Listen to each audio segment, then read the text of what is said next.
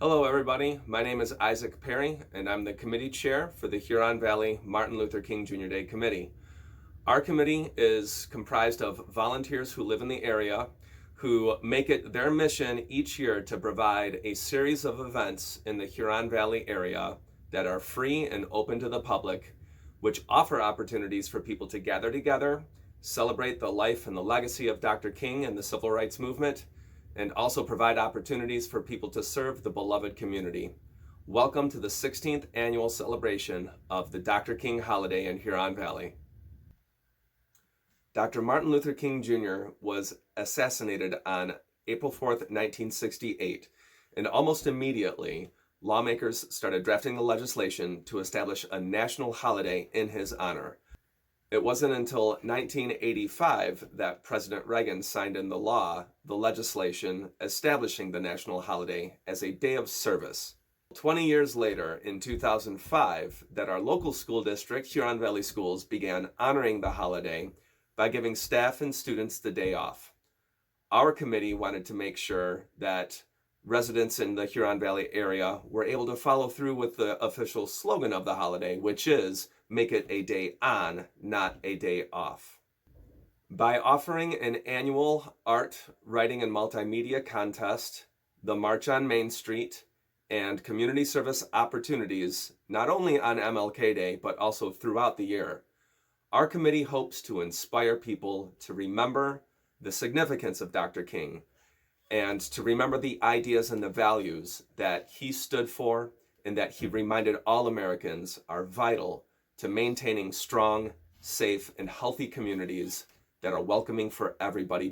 We want to thank you for attending our drive-up rally today, and we hope that you enjoyed this presentation of Dr. King's famous I Have a Dream speech. On behalf of the Huron Valley Martin Luther King Jr. Day Committee, thank you.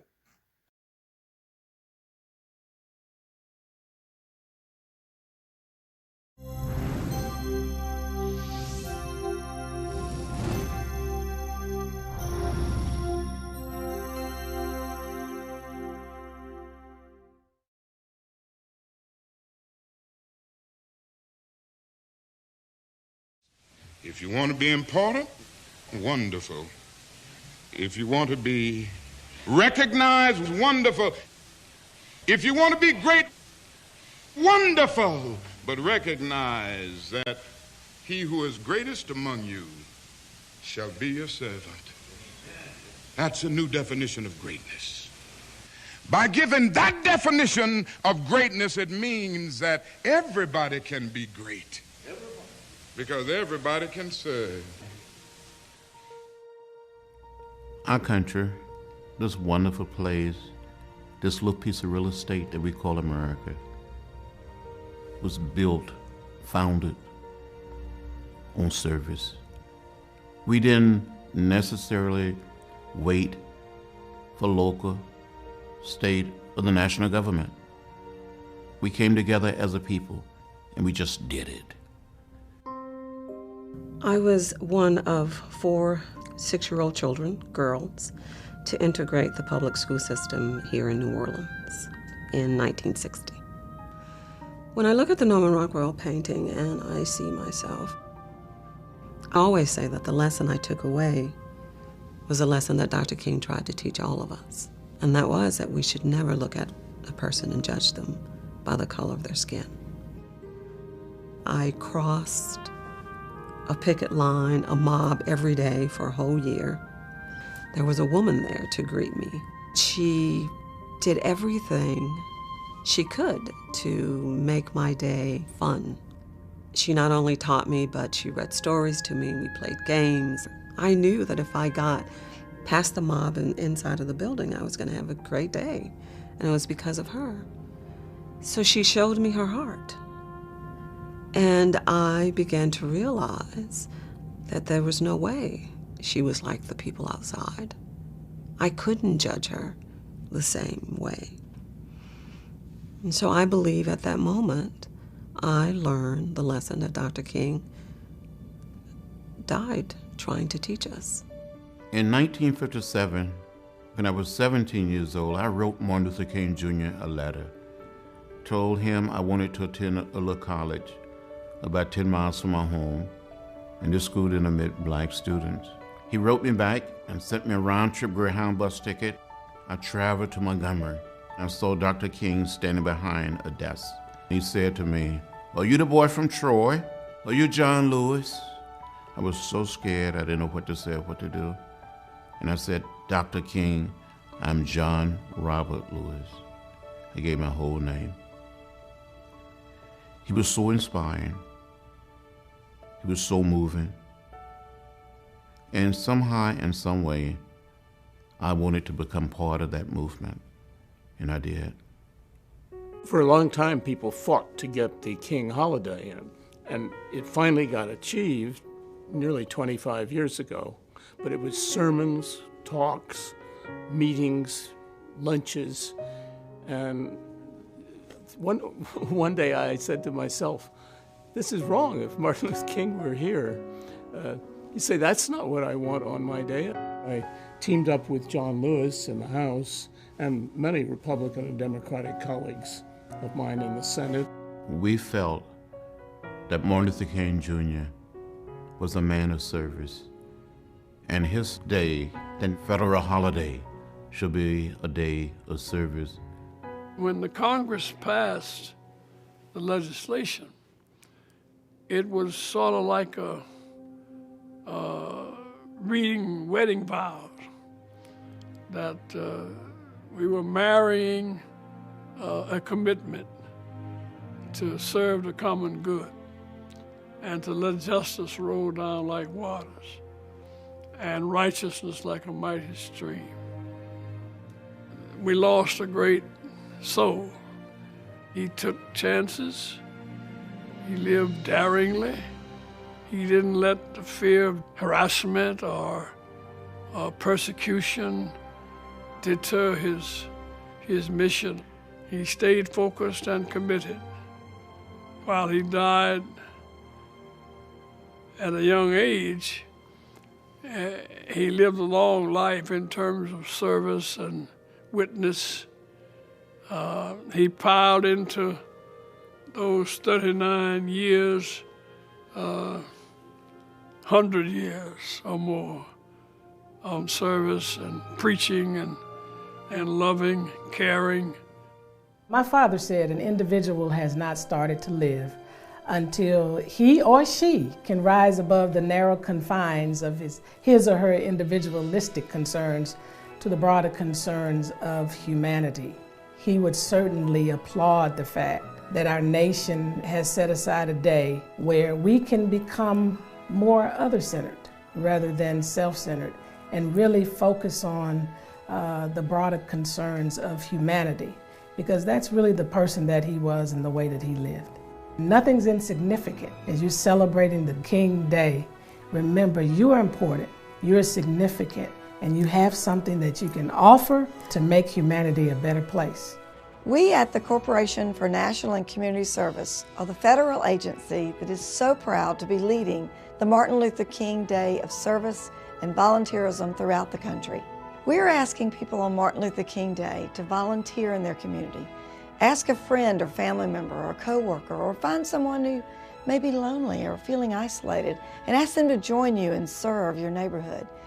We're asking people not just on Martin Luther King Day, but to volunteer throughout the year and help others and serve. As Coretta Scott King proclaimed, The greatest gift Martin could receive Is if people of all racial and ethnic backgrounds celebrate the holiday by performing individual acts of kindness through service to others.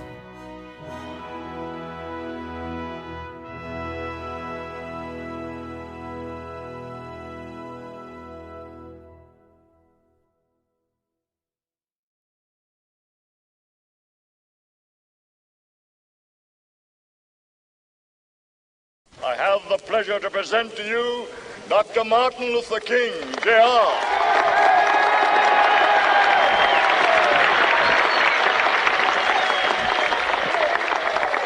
I am happy to join with you today in what will go down in history as the greatest demonstration for freedom in the history of our nation.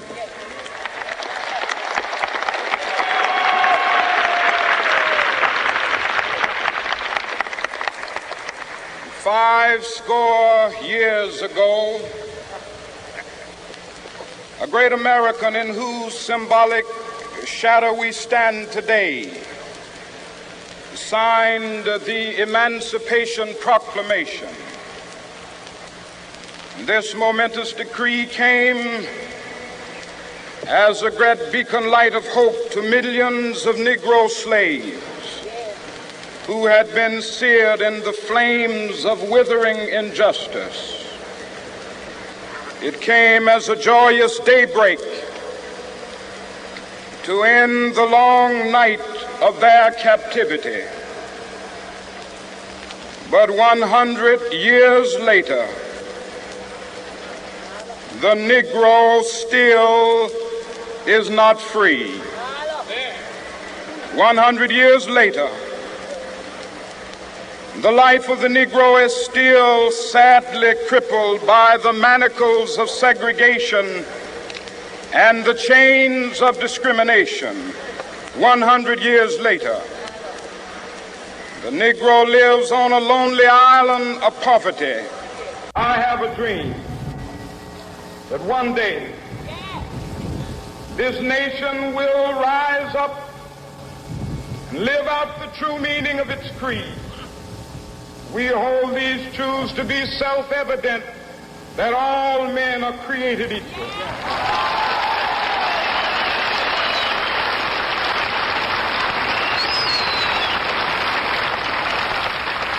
I have a dream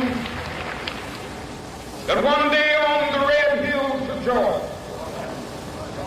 sons of former slaves and the sons of former slave owners will they be able to sit down together at the table of brotherhood. I have a dream that one day, even the state of Mississippi, a state sweltering with the heat of injustice, sweltering with the heat of oppression, will be transformed into an oasis of freedom and justice. I have a dream. My poor little children will one day live in a nation where they will not be judged by the color of their skin, but by the content of their character. I have a dream today.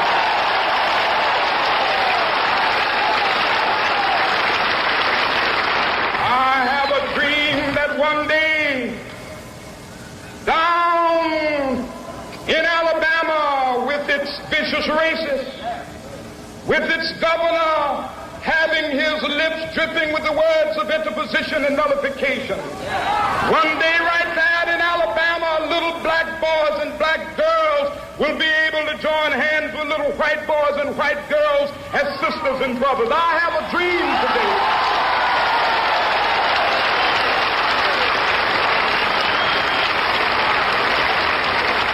I have a dream that one day every valley shall be exalted, and every hill and mountain shall be made low. The rough places will be made plain, and the crooked places will be made straight, and the glory of the Lord shall be revealed, and all flesh shall see it together. This is our hope. This is the faith that I go back to the South with. With this faith, we will be able to hew out of the mountain of despair a stone of hope. With this faith, we will be able to transform the jangling discords of our nation into a beautiful symphony of brotherhood. With this faith, we will be able to work together, to pray together, to struggle together, to go to jail together, to stand up for freedom together, knowing that we will be free one day.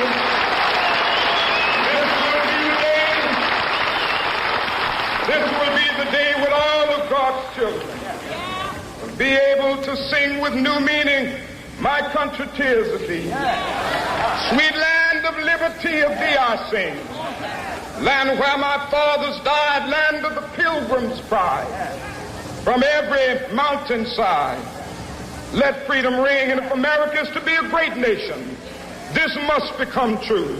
And so let freedom reign from the prodigious hilltops of New Hampshire. Let freedom reign from the mighty mountains of New York. Let freedom ring from the heightening Alleghenies of Pennsylvania. Let freedom ring from the snow-capped Rockies of Colorado. Let freedom ring from the curvaceous slopes of California. But not only that, let freedom ring from Stone Mountain of Georgia. Let freedom ring from Lookout Mountain of Tennessee. Let freedom ring from every hill and molehill of Mississippi, from every mountainside. Let freedom ring in Whitney Capital. When we allow freedom ring, when we let it ring from every village and every hamlet, from every state and every city, we will be able to speed up that day when all of God's children, black men and white men, Jews and Gentiles, Protestants and Catholics, will be able to join hands and sing in the words of the old Negro spiritual, free at last, thank God.